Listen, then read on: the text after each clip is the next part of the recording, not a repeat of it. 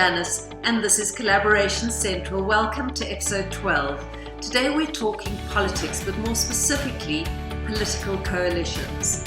This comes in the week after our most hotly contested local government elections since the birth of our democracy in 1994. We have a young and maturing democracy.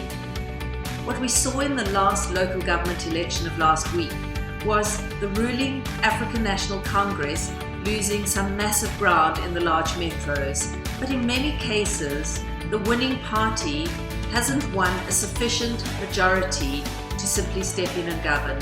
This means coalitions. For me, coalitions are the unholy alliance. For me, coalitions have more that break down collaboration, that make collaboration. But collaboration doesn't have to be absent in all government. Let's explore why.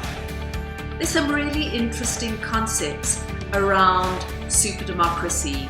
One is self-government, and the thinking in self-government dates all the way back to the Roman era, where the philosophy was that which affects all people should be approved by all people. Then there's the concept of open source government. This is really challenging for traditional governments to accept. Open source really means access to information like never before.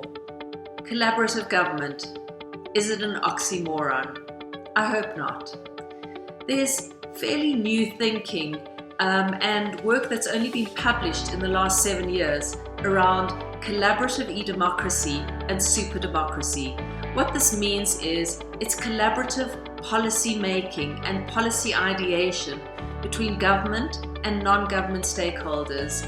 The government stakeholders are the obvious ones. It's the politicians, it's the parliamentarians, it's the ministers, etc. Non-government is not limited to NGOs. It's NGOs, but it's also citizens. Business has always been quicker to innovate than government, and understandably so. Businesses in the collaborative era understand that breaking down silos means the creation of cross-functional, cross-organizational ideation, collaboration, innovation, and building of real competitive edge. How do governments do this though? There are 4 concepts within superdemocracy that I think are worth noting and highlighting in this episode. They're aggregation, collaboration, collective intelligence, and collective learning and adoption. Those are the absolute bedrocks of the collaborative era.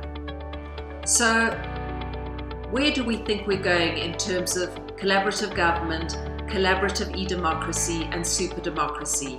Will it happen tomorrow? Probably not.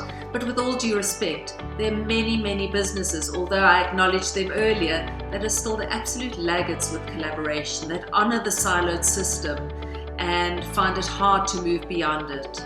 So happy that superdemocracy is being thought about, talked about, and written about. And I can't wait to see the first truly collaborative government step up as an example.